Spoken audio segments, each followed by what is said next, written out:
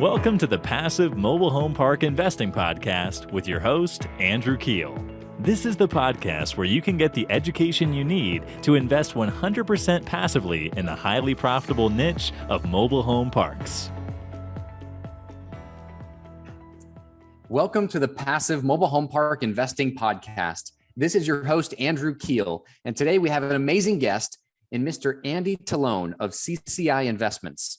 Before we dive in, would you mind leaving me a quick review on iTunes? This helps us get more listeners and means the absolute world to me.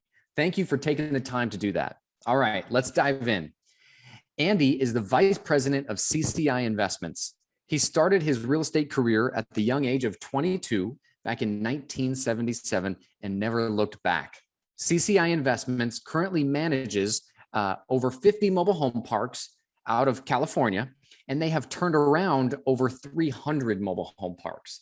Andy is the owner and developer of mobilehomeparksforsale.com. There's some dashes in there, but he's also the author of the self-published book, An Insider's Guide to Investing in Mobile Home Parks. Andy, welcome to the show. Thanks for having me. It's good to be here. Awesome, man. I am excited to learn about your story. I've seen your name around the business for some time now. Can you start out by telling our listeners a little about your background and how in the world you got into mobile home parks? Well, as you say, I started in real estate, actually in Silicon Valley, just as the beginning of the tech boom in late 70s. Sold houses for many years, moved around the real estate industry, sold land, commercial, recreational real estate. I bought my first mobile home park in 2004 in Modesto, California. And the listing agent was the fellow I work for today, Robert Merchant, the president of CCI. I bought another park from him. We became friends. We started working together in 2006. I joined the company at a time when it was just Robert and his secretary. And since that time, we've grown the business to a point where we have an office full of people now in our Oakdale, California office, running right now. The count is 53 parks in 16 states. And over the years, we've turned around literally hundreds of mobile home parks. What makes us unique is that we run almost every park that we sell, and our focus is on operations. I'm a broker here in California, so is Robert, but outside California, we're not functioning as brokers. We're not licensed anywhere else. We are mobile home park consultants. And as such, we focus on the operational side of the business, which is what people seem to need the most help with. It's not that hard to find a realtor to sell you a mobile home park, but what do they do at close of escrow? Their job is done and they walk away. Now it's up to you to figure out how to make that park work for you. So that's what we bring to the table. When we work with clients outside of California, most usually these days, they bring us a park that they found online somehow or through some other means, and they need help evaluating it, doing the due diligence, getting it financed, and then ultimately running it. And since most of the parks we see today have some kind of an upside aspect to them, they need help getting that done. You know, everybody talks about upside. Well, you gotta physically get that out. And that's what we do. I think we're the only people I know of anyway, who you can hire to turn your mobile home park around. Wow. And I am so excited to have you on the show because I want to learn all about that, because that is really the elbow grease that it takes, right? I mean, I think from my time in the business, it's not a very complex business, right? There's vacant lots, put homes on the vacant lots, get them sold or rented, and then you go about your business. But it is difficult. It takes a lot of persistence, and maybe you can shed some light on that. So you bought your first park in 2004. How many parks do you guys own now? I myself own 3 parks right now. Robert probably owns, I'm going to say 10 or 11. But the bulk of the business that we do, the vast majority of the parks that we're running are for our clients. They're not for ourselves. And, I get asked this, I just got asked recently, well, why don't you take all the best deals for yourself?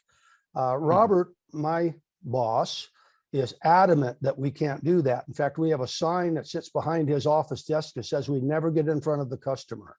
So I sold one of my properties here recently. I'm in an exchange, and you know what kind of pressure that puts on you in a normal market, let alone in a market like today. So there were two parks that we had in our mix that I was eyeing for myself, but I couldn't get a shot at them until we put them out to everybody on our client list. And we did that. Nobody jumped. And so I got my shot. And so rather than us creaming the deal and everyone else gets the leftovers, we're the one who get the leftovers. You get the leftovers. We still make that Okay. work, and they work well for me. And, you know, these parks are going to perform very well for me. Very nice. Andy, what do you think is the toughest hurdle for most operators in mobile home park ownership? The toughest hurdle. Well, it's all, you know, everything boils down to operations in this business. You know, I tell people most other types of real estate are asset based. You know, you buy a house as a rental property. Everyone knows what the house is worth. It's a house. You buy an apartment building, it's an expensive improvement to that property. Compare that to a mobile home park. If you take the mobile homes off of it, it's nothing but cheap dirt and some underground utilities. You know, the parks don't get their value from the improvements as much as from the income, the net income that they produce. And that all comes down to operations. So management operations is everything in this business, even more so than in other asset classes. The on-site manager, the guy who's living and working in your park and doing that work every day, he's the key to this whole thing. But someone's got to manage that guy.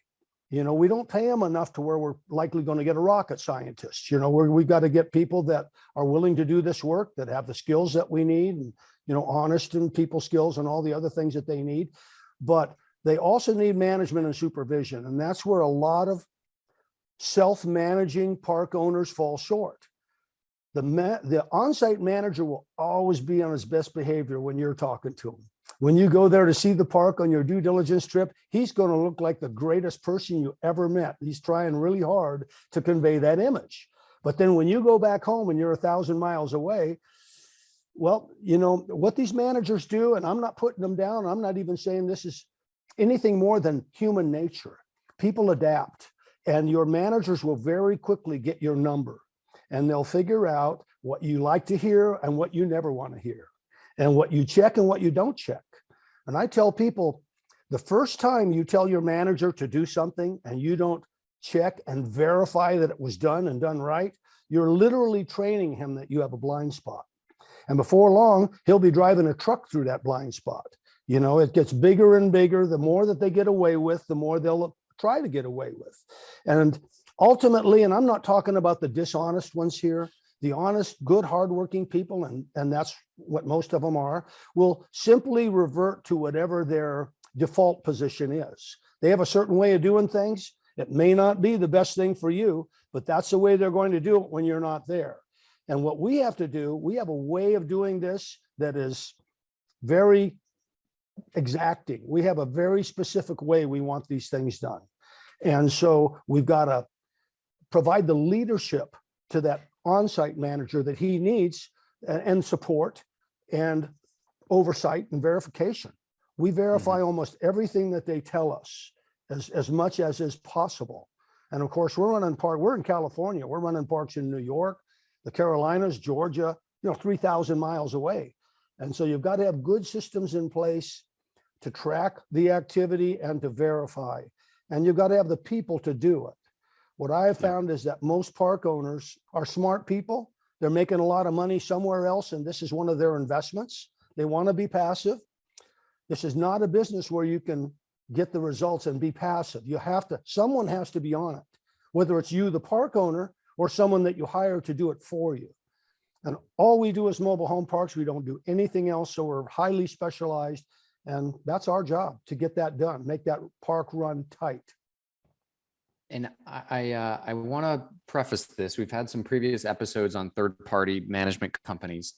And, you know, I would say that the overwhelming majority have said that, you know, the third-party management companies that they've had just dropped the ball, you know, on one or two occasions, right? And I would just like to hear from you, you know, kind of what the perfect park looks like that would fit inside of CCI Investments management. You know, from some of the other groups, it needed to be 100 lots or more so that the income coming in could afford the management fees. Maybe you could, you know, pinpoint that for us. Well, it's all about operations. What we specialize in is the park-owned home model. Most people in this business see park-owned homes and they run the other way. We believe in park-owned homes. We think it's the best way to make money in this business. You're going to make more money with park-owned homes than renting lots, as a general rule. There are exceptions, of course. Here in California, where I'm from, where you can get $500-800 a month space rent, there's no real reason to rent mobile homes. But in most of the rest of the country, now we do a lot of business in the South, I mean to say the Southeast, the Midwest, most of the what we would call flyover states, space rent's about $200 a month. And it's really hard to make a lot of money at $200 a pop. So we had to devise a system that made sense for park-owned homes. Everyone's concerned with the maintenance on the park-owned homes. They'll walk away from the money because they don't want to deal with the maintenance. And I use as kind of an illustration of this, a call that I got several years ago now from a gentleman in Texas, and I'm going to use round numbers to make it a little simpler. He says, I've got 100 space park I want to buy in Texas. It's all full of park-owned homes, 100 park-owned homes, paying $500 a month. What I want you to do, talking to us, is to convert all those people to tenant-owned homes. I don't want the maintenance. I said, well, let's look at this for a minute. You got 100 people paying you $500 a month. That's $50,000 a month in income. Now, let's say you get your wish and we sell them all to the tenants on some rent to own or a time payment plan or whatever. Now you're not getting 500 rent anymore. You're getting 300 trailer payment and $200 space rent. Everything's good, but you get your wish again. And in 3 or 4 years, these people start paying you off. Now you're going down to just $200 a month space rent times 100 spaces. That's $20,000 a month instead of $50,000 a month. So you're literally leaving $30,000 a month because you don't want to maintain those trailers. So let's look at that for a moment. Now, at that time, this has been a few years ago, our rule of thumb for the cost of owning mobile homes as rentals was about $1,000 per year per home. And that's not just maintenance and repair. You got to put a tag on it every year. You just like you do on your car, you have to insure it. So it was about $1,000 a year. Today it's about $1,200 with inflation and so forth. But in this example, it was $1,000 per year per home. So that's $100,000 a year to maintain these 100 homes. That's roughly $8,000 a month. So you're giving up $30,000 income to save $8,000 in maintenance costs. You're leaving $22,000 on the table. Now, 22,000 times 12 is $244,000 in a year, which, what is that worth? That drops right to the bottom line, by the way, because we'd already taken the costs of owning those homes out. So that's literally $244,000 on your NOI. What is that worth? Well, at a 10 cap, it's worth almost $2.5 million. At an 8 cap, it's worth like $3.3 million. So I told this gentleman, I don't think you can afford to do this. You know, you're going to give up $3 million in property value and $250,000 a year, all for the sake of not maintaining the homes. And you're not going to do it anyway. We're going to do that part for you. You know, we'll take care of all that. All you'll do is get the reports. So this is I love it. I love it. I mean, let me step in because I've done exactly what that gentleman was doing a few times now, where we've converted them to tenant owned. And I just wanted to, you know, I guess there's 5 reasons why I prefer tenant owned homes versus park owned homes. And maybe you can share, you know, a rebuttal on each. But when you have an apartment complex, you know, the turnover is something that is, you know, can really impact you, right? You're going to have some vacancy there and so forth. So in a flat apartment complex, right, like a park-owned home community, I would assume the turnover probably is a little bit more because the tenant base is a little more fragile. So maybe it's 40 to 50% per year. Is that accurate? Or do you have better insights on that better number? Well, it can be that high, but generally speaking, it's not that high. You have to realize that in the types of parks that we do, and what we're interested in most is making money. You know, some people want these beautiful 5-star parks. It's hard to make much money with those. I always ask them, I think the thing about those, Andy, is financing. That's another one of my reasons is like, it's a beautiful 5-star park that can get really good financing on them. That's another reason. It's like, Fannie Mae, I think they want 25% or less park owned homes in order to get the best financing available for mobile home parks. So that's probably why they want those parks like that. But yeah, go ahead. That's certainly a very valid point. No question about it. You're going to get better financing if you have a park like that, 5-star park, 4-star park. The thing is, my point is to buy a park like that, they're fairly expensive, and you're going to get probably a lower cap rate just because they're in such high demand with institutional buyers and so forth. Our goal, because the financing is the interest rate's lower typically. Oh yes, it is. That's right. But enough to make up the difference? I don't think so. I mean, you're going to pay a lot more for that park. You're going to have it at a lower cap rate. And yes, you get better financing, no question about it. But you can get good financing now on parks with park-owned homes. I'm buying a park myself in Arizona right now. It's almost all park-owned homes. And the lender I'm using counts the income and the value of the homes. So it's just a matter of getting the right lender. We work with a small group of lenders who understand parks. But again, you're not going to get that preferential. I get people that say, well, I want no recourse financing. Well, that's what you're talking about there, that A-list kind of financing that you get when you have these beautiful dream parks. The reality is that most people that we work with anyway are not that kind of buyer. I mean, you need a lot of money and you need to be willing to take a low return to get parks like that. Our goal and our clients' goal is to figure out how to make as much money as they can in the mobile home park business. And we have found that the best way to do that is with what we call working class parks. They're not trash, but they're also not 4- and 5-star parks. They have no amenities. Amenities just cost you money. I owned a 80 space gated park in Sacramento for many years, had a pool, nothing but a pain, a magnet for trouble, maintenance nightmare, state constantly regulating, making you do all kinds of things because of the pool and all these other things. We had a laundry room, machines breaking, homeless people sleeping in it. I mean, everything you can think of. The parks we have today generally don't have amenities to speak of. Most mobile homes today have their own washer and dryer. We don't really want all the extra headaches. It doesn't make you any more money having those things. It just costs you more in many ways. So, and I agree. And we don't have those either in our parks. Oh, good. And, and one thing I would comment, so on your Arizona park, you said it's recourse financing, but like what kind of debt, what kind of terms do you get on something like that? I haven't explored. I'm going to be at about 5%, 30-year AM. I'm putting 35% down. 35% down. Okay. We're going through the Madison Group actually. And that is a group of lenders that understands the park business. So nice. And then how long is that fixed for? Is that like a 5 year? 5 years. Okay. Very nice. And then to go back to the park owned homes, I had a couple other things I'd love your insights on. The $1,000 a year or $1,200 a year per home, from my experience, it's been more than that. And I'm sure it's different per park, but don't you, does that include the labor to have like a full-time maintenance guy? Is that part of the strategy? Going to depend on the size of the park. A lot of the parks we do are 30 to 50 spaces. Most of those can be done with one guy. The manager can do the maintenance and so forth. The key to keeping these costs down with park-owned homes is quarterly inspections and move in and move out inspections.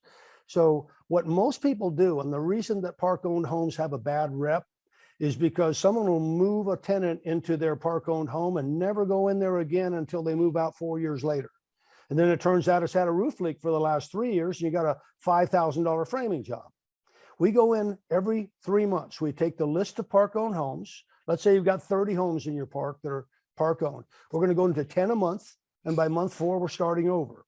And the manager will do that maintenance in real time. So if we find a roof leak or something, he gets right out there on the ladder with some snow seal and a paint roller. And for $100, $150, we've solved that problem before it caused too much damage.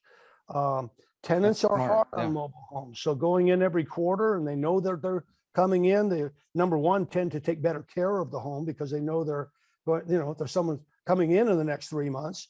But number two, if they're not taking care of it, we spot it early.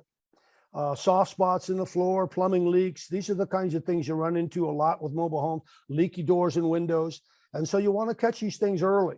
And every 3 months has worked well for us. And it allows us to keep our costs down. Some of these homes won't hardly cost anything. Others will cost, a lot more. If you had one park owned home and the heater went out, well, obviously you'd bust the averages. But if you have 20 or 30 homes, some won't need anything, others will need more, and it all averages out pretty well. Today, it's about $1,200. It's going up fast with costs these days. It'll probably be up to $1,500 a year before long. But right now, we're taking about $100 off each month for the cost of maintaining that home. And one thing that I've noticed also, Andy, is that, a lot of people don't realize that mobile homes don't have the same size drywall. They don't have the same size doors. They don't have the same size windows, so you can't just go to Home Depot and get this stuff. You got to order it from, a bigger distributor typically. And it can, it just costs more money, right? Especially with logistics, costing more nowadays.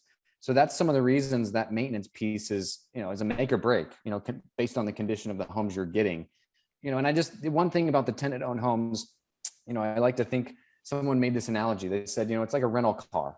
How do you treat a rental car versus your own car? Right. I just think when people have their own car in their own home, they maintain it better. They want it to look better and they stay put longer. So that's some of the reasons why we like the tenant-owned home model, but I'm open to be swayed. If it's a choice, and that's what it comes down to. Is there really a choice there? Can you find a park today in today's market that has tenant-owned homes, that has the kind of return you're looking for and all the other bells and whistles that you want in a park? Very, very hard to find today. It's getting harder by the day. I would agree. I have people come to me all the time. How do you find parks? Well, then I find out what they're looking for, sort of like when they have the mobile home university down in Southern California. I can always tell when they've had one because my phone will ring off the hook for about 5 or 10 days, everyone asking for exactly the same thing.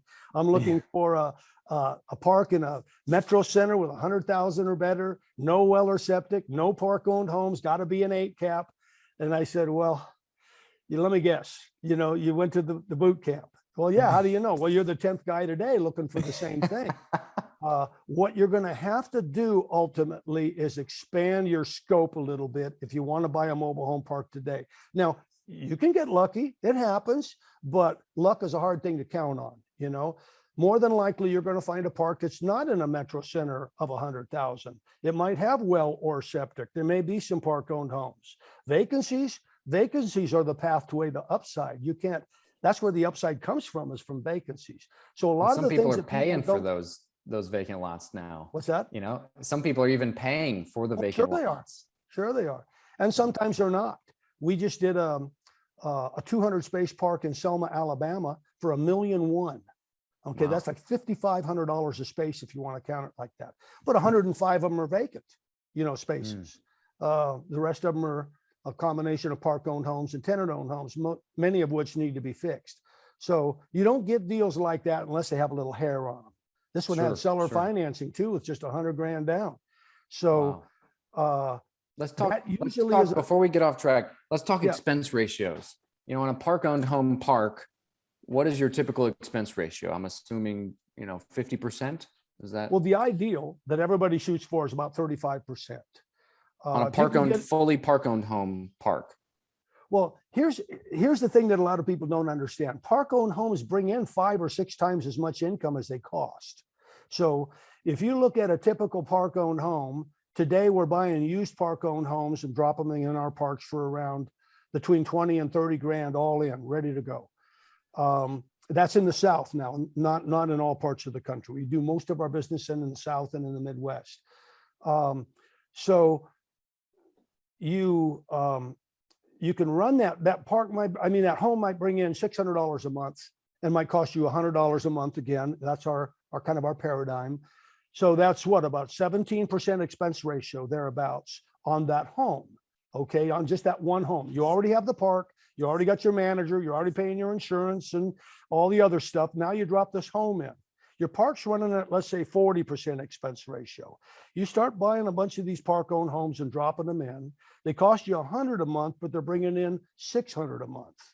So they're at 17%. You drop enough 17% mobile homes into your 40% park, the 40% ratio actually begins to come down because it's a ratio of expenses versus income. And so if you bring in enough income, way more than the cost, then obviously the ratio comes down. Sure. So I don't want to say they're necessarily a lower ratio than a tenant-owned home, but a tenant-owned park, but they could be. And they're certainly not as bad as people think. You're going to spend more in dollars fixing those homes, but ideally less as a percentage of your income. That brings about my next question, because I know you're a fan of used homes versus new homes.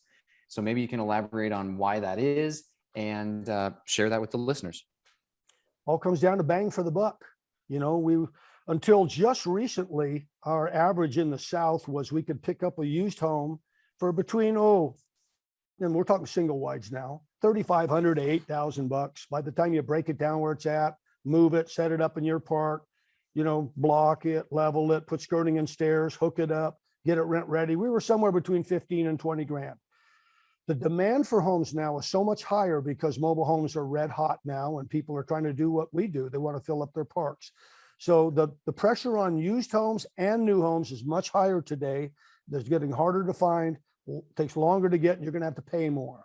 So today we're assuming more between 20 and 30 grand in the South to get a used home in there. Now, a new home, I can tell you that I put 21 brand new homes in one of my parks in Georgia, my own personal park, ordered the first ones in very late 2019. They started showing up just as COVID hit in 2020.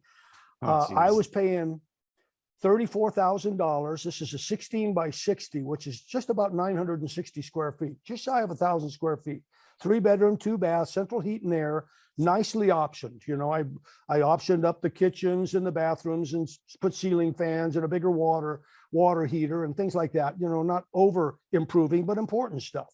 And I was getting them for about 34 grand a piece. By the time we had moved them and installed them, I ran about 40 grand. Now, this is at the same time when we were still putting used homes in for 20 grand. So I'm renting a used home in that park for 500 to 550. I'm renting a brand new home in that park for around 700. So it costs twice as much for the new home, but you're not going to get twice the rent. You'll maybe get 20-25% more rent, but you're paying twice as much for the home. The other disadvantage, I think my one comment on that would be, you know, will that used home last, you know, beyond 10 years, right? Are you gonna have to tear that used home out and bring in another used home in 10 years? I don't want to say anything bad about the manufacturer, but these homes I've had nothing but trouble with. Doors improperly installed, leaky roofs, air conditioning that don't work.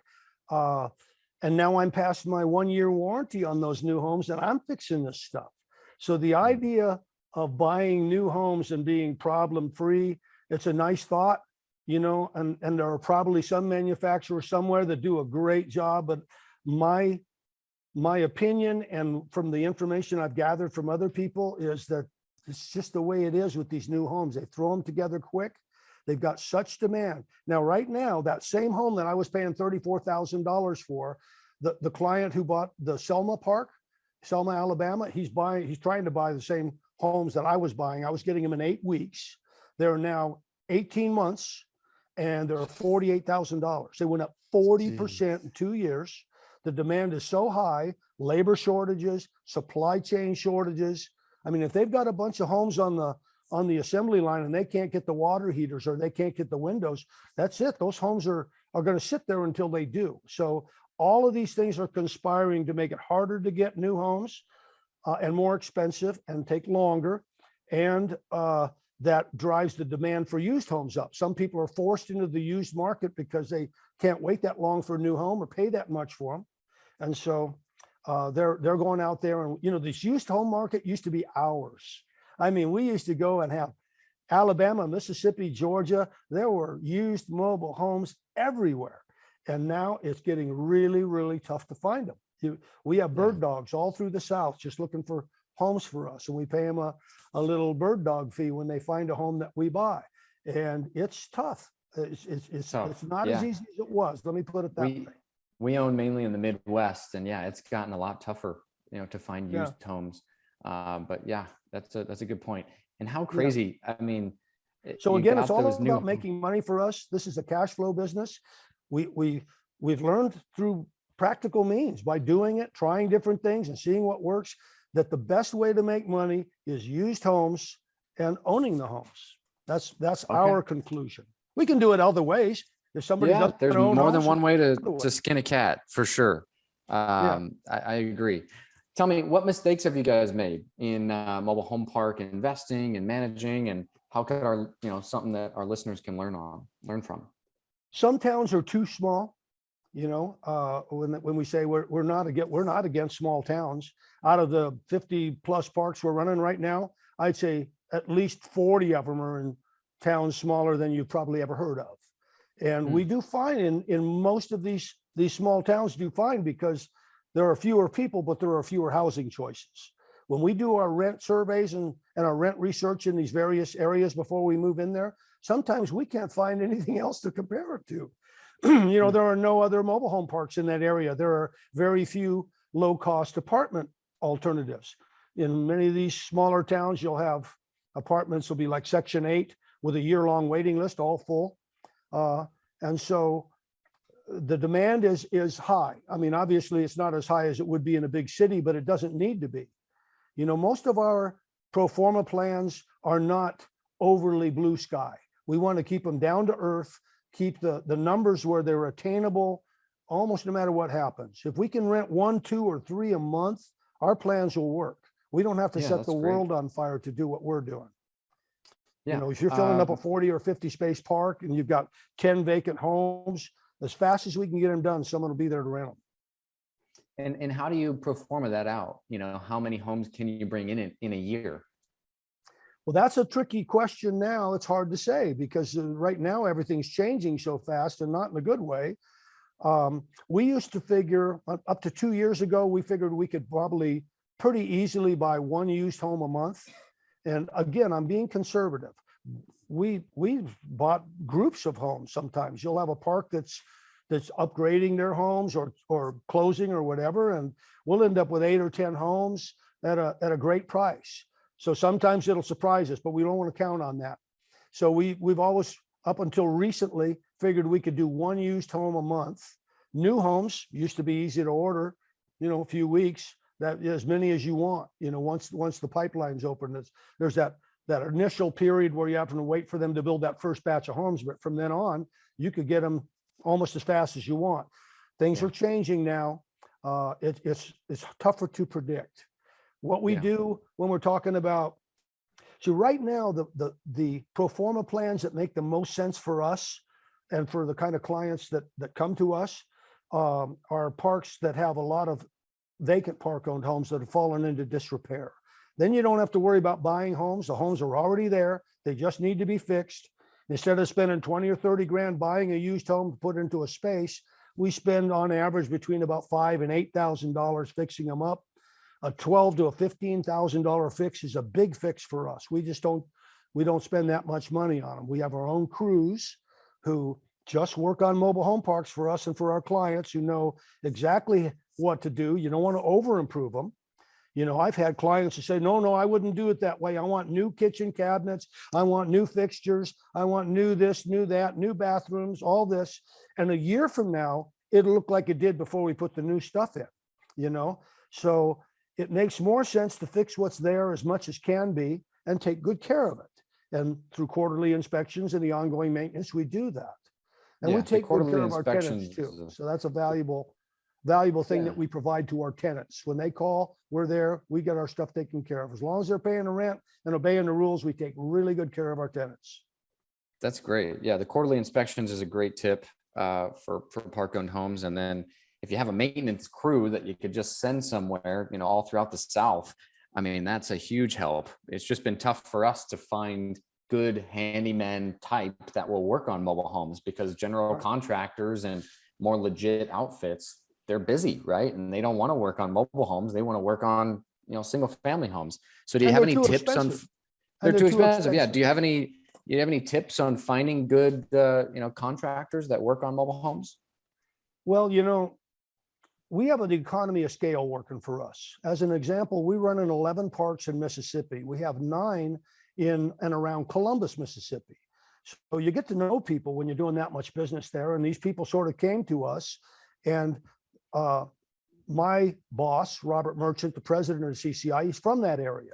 So he had a lot of connections to begin with. And that's where it all started for us once we broke out of California. It was in Mississippi, and it sort of flowed out from there. A lot of our crews that travel all over the country are from that area.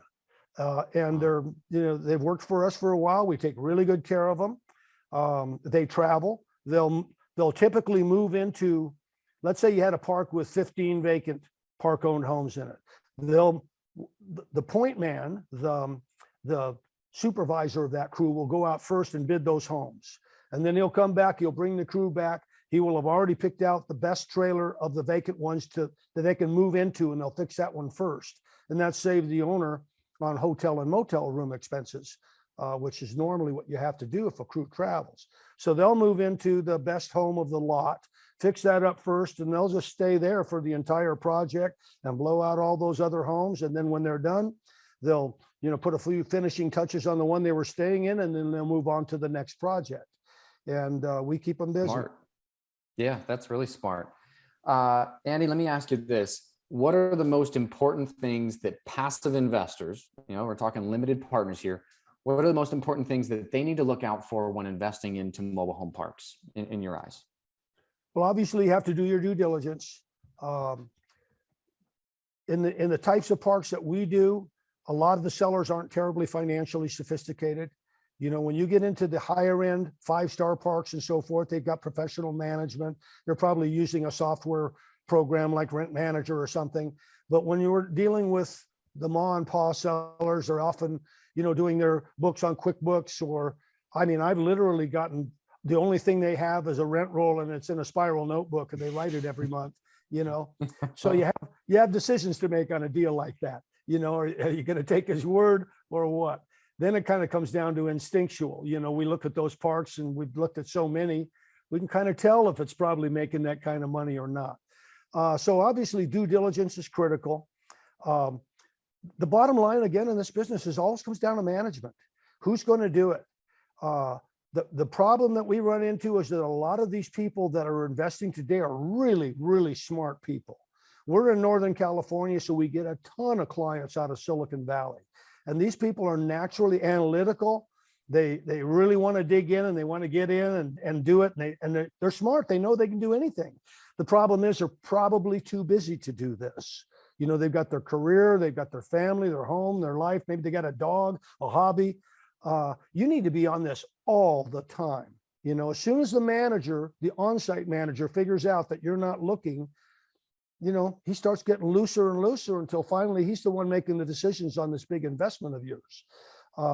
You got to either be willing to do it yourself and do it right, which most people simply probably won't do. I can tell you, I ran my first 3 parks myself, and I didn't do as good a job as my staff does today. I don't run any of my stuff anymore. I don't even want to do it. So you got to get somebody who knows what they're doing. And a lot of people will simply go online and they'll find a local property manager, for that community that might be good, but they'll run your single family, they'll run your strip mall, they'll run your self-storage. And if you have a mobile home park, they'll run that. And they'll run it the same way as they run all their other stuff. And they're not the same. There's a whole lot of moving parts in a mobile home park, and you've got to be on that. Now, and I think a lot of people are stuck in this old thinking that I can't have well, I can't have septic, I can't have a small town, I can't have park-owned homes. And they put themselves in a little box where it's so hard to find a decent park.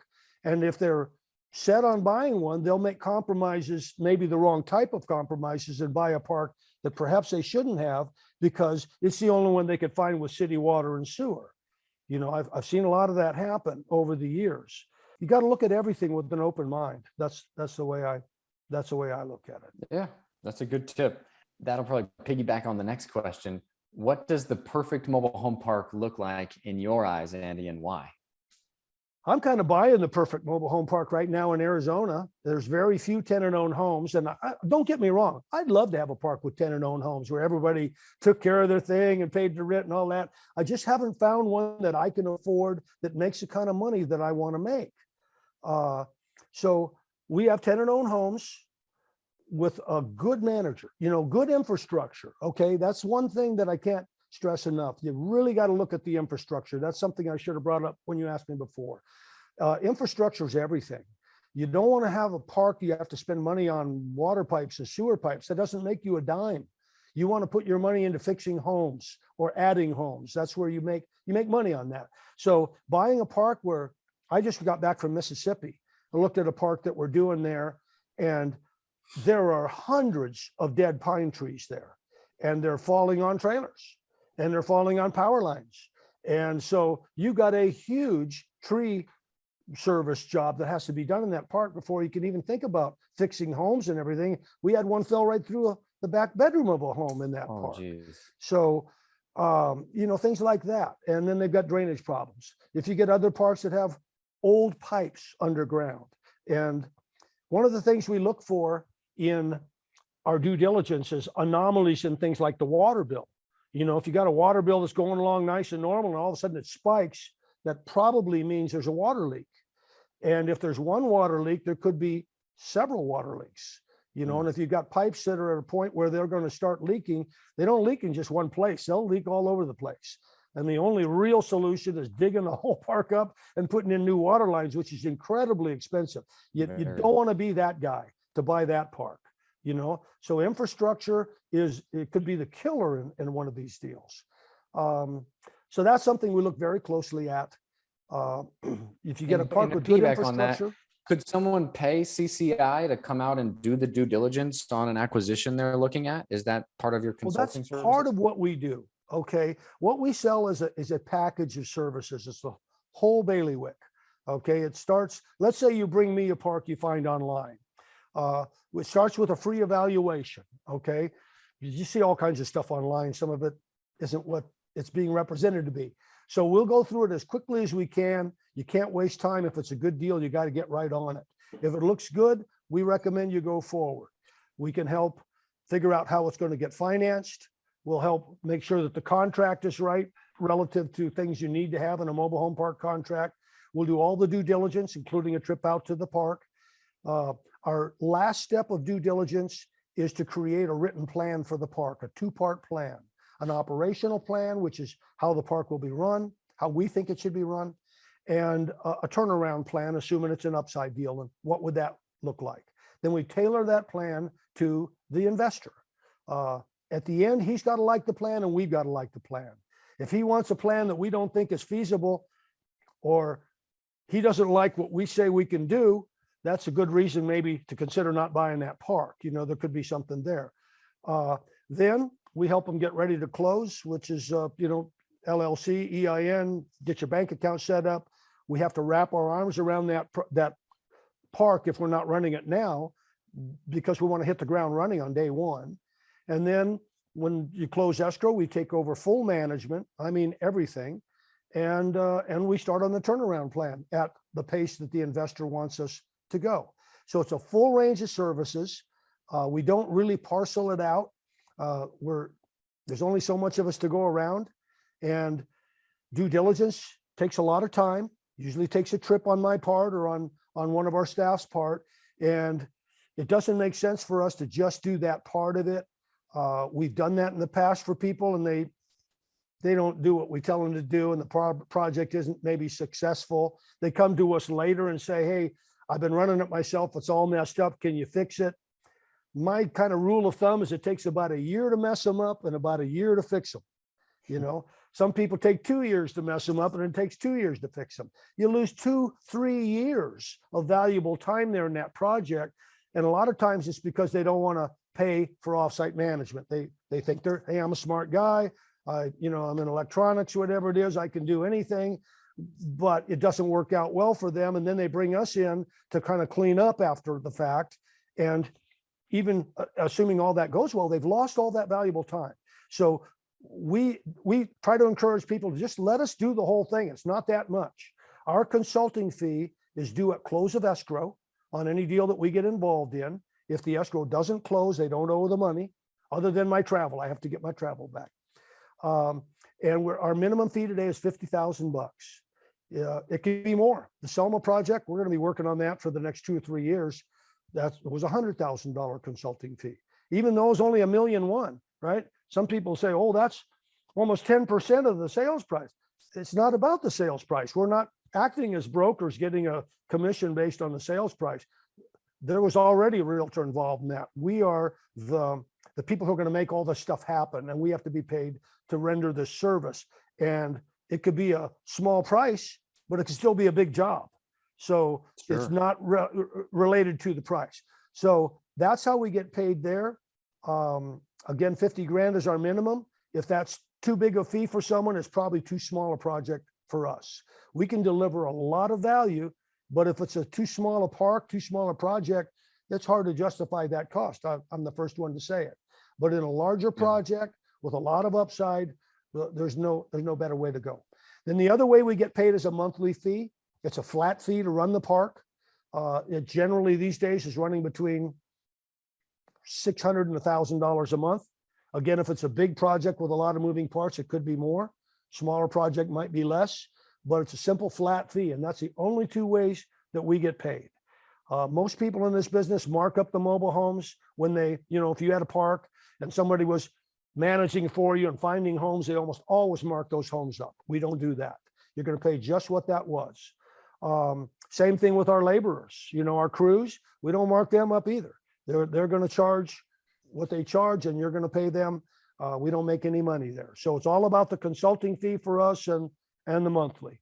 And that's how. No, I think that sounds fair. Yeah, that sounds really fair. I mean, some of the other third-party management companies, they charge, I've heard like around, I think 7 to 10% of gross, and then there's like a minimum of like $3,000 a month or something like that. So sure, and they'll usually mark up the labor too. I have a rental house in Pensacola, Florida, and I have a regular management company running that. They charge me 10% of the gross rents, and 20% over anything that work that they have to arrange. They get paid for that too. So management can be expensive. It can be. Yeah, there's a lot that goes into it. Andy, let me ask you this. What does the future of mobile home park investing look like? And how do you see mobile home parks fitting in with the direction the economy is going? People have been flashing the recession sign, saying that may happen in the next few years here. Inflation is pretty high right now. How do mobile home parks fit in?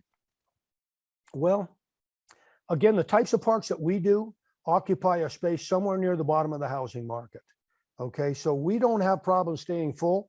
Back in the crash of 2008, our parks did great. In fact, we probably ended up with a better class of tenants because so many people were moving down the tenant ladder. People that used to rent a house moved into an apartment, people that were in an apartment moved into a mobile home. So we did quite well there. What I like to tell people is that if you look at the cost of construction today, now I'm in California. Here, if you wanted to stick build something, probably be around $300 per square foot, could be more. I think the national average is about $200 per square foot. You can get a mobile home right now. You can buy a brand new mobile home for $50,000. It's almost 1,000 square feet. That's like $50 a square foot. Installed, maybe it would be $60 a square foot. Now, if you're buying a mobile home park, and throughout the South, it's not that hard to find a park at $10,000 to $20,000 a space. So if you had an empty space at $10,000 and put a brand new $50,000 home in there, $60,000 home, you'd be in at $70,000 a door. Now, if you're trying to do apartments start at $100,000 a door, and that's for a crappy one. You're going to be at $200,000 a door before you know it. And you're comparing that to mobile homes that are $50,000 or $60,000 a door for brand new. If you're doing used like we do, you're at $30,000 a door or $40,000 a door. I see it as that in many ways, the middle-class dream, the American dream of owning a home is going away. And everybody likes a good economy and, oh, the real estate market's booming. Well, think of all the people that grew up in small towns that are being priced out of their own home market that'll never own a home there because the prices have gone up so much between investors and people leaving big cities and moving to these smaller towns and so forth. It's happening everywhere. And so people that dreamed of owning a home may never own a home in the traditional sense. And so you're going to see more and more people moving to things like this because it's an alternative that makes sense. In these markets where we work in traditionally the South and the Midwest, what can you get for $500 or $600 a month? Maybe you're going to get a Section 8 apartment. You got people above and below you and on both sides of you, and you got to walk down the stairs and go 100 feet to get to your car. Or for the same money, you could own a mobile home that in the South probably has 30 to 50 feet between you and your neighbor. You can plant a little garden if you want. You can have a pet sometimes. You can put your park your truck right by the front door. And so for many people, this is a much better alternative than apartment living. And, we're priced well below renting a house in most cases. So I see a future for mobile home parks. I went to a manufacturer's show of mobile homes in Georgia a while back. And they're working on homes now mobile homes that are meant to sit on the ground rather than, 3-4 feet up like mobile homes do. They take the axles off and somehow set them on the ground. And I'm not sure how that works, but it's one step in instead of 3 or 4 steps in. And they build them in a way where they don't look like mobile homes. They're essentially modulars. They put 3 exterior doors instead of 2. Every mobile home park has 2 doors. You think about every house has a front door, a back door, and a garage door. So they're doing all these little things, and there are literally people that are building subdivisions with this type of housing today because it's so much cheaper than stick building. Now, that's all been put on hold since it takes so long to get homes, but that'll all come back. These markets, as you know, they work in cycles. We're in a crazy time right now, and I can't imagine it's going to last like this forever. It will cycle at some point, and when it does, I'm hoping things will turn somewhat back to normal. Of course, as these manufacturers realize people will pay so much for these homes, maybe they won't want to go back. Yeah, that's what I'm worried about. You go to place an order for these new homes and they tell you, hey, sorry, we can't tell you what the price is going to be, and then you keep getting emails that it's going higher and higher. So yeah, it's a crazy time right now. I agree. Andy, if our listeners would like to get a hold of you or CCI Investments, what's the best way for them to do so? Well, of course, my phone number is area code 925-323-2134. My website, which I would always advise you to go see because it's one of the best websites you'll find on mobile home park investing, is called mobile-home-parks-for-sale, run together as one word.com. And you can reach me that way as well. You'll learn an awful lot about mobile home parks. I go into well versus city water, septic versus city sewer, park-owned home versus tenant-owned home, and lots of other good stuff that you just can't find that information anywhere. And I have my new book I just published. It's on Amazon. Perhaps you can put a link on your site. I'd appreciate it. I can send it to you if you don't have it. And this represents the best knowledge that I have obtained in 45 years in real estate and 18 years in the mobile home park business. And it's not very thick, so it's not a big read. It's all good information. That is fantastic, Andy. If you had one more tip before we sign off for people interested in mobile home park investing, what would that tip be? Be realistic in your expectations. The idea of this perfect park that you're going to find that has all these nice, these nice old retired couples living in their double wides in there. There are parks out there like that, but I don't think those people are selling them. It's so hard to find a replacement park today that the people that have nice parks don't want to let them go. So what that leaves, that, and of course you got big institutional buyers that are gobbling up inventory like crazy. So what that leaves is the stuff that they don't like. And that's small towns, well or septic, park-owned homes, vacancies. And so if you want to be in this business, you have to buy a park. And to buy a park, you have to find something that you can actually buy and make work. And it may not fit that perfect mold that you've been taught is the only way to go. You need to expand your thinking. That's what we're about. We make great money with parks that have park-owned homes. Well and septic are very expensive. So that's something that people don't ever consider. Now, if your tenants are paying it direct, great. But a lot of times the park ends up paying water and or sewer, and they are very expensive when delivered by the city, you know. So you got to look at all these things with an open mind. What matters here, I tell people now, are you in the business of owning mobile home parks in big cities, or are you in the business of making money with mobile home parks? And I said, well, making money. Well, okay, if it's not in a big city, then you should look at it, right? So that would be my best advice. Expand your scope a little bit. Don't pigeonhole yourself into this little narrow box. You may never find anything that'll work. That's great, Andy. Thank you so much for all your insights, and thank you for coming on the show. Well, thank you for having me. It was a pleasure. Yeah, that's it for today, folks. Thank you so much for tuning in. Goodbye. Thank you. Hey, are you getting value out of this show? If so, would you mind please going over to iTunes and leaving the show a quick 5-star review? I have a goal of hitting over 100 5-star reviews by the end of 2021, and it would mean the absolute world to me if you could help contribute to that. Thanks ahead of time for making my day with your 5-star review of the show.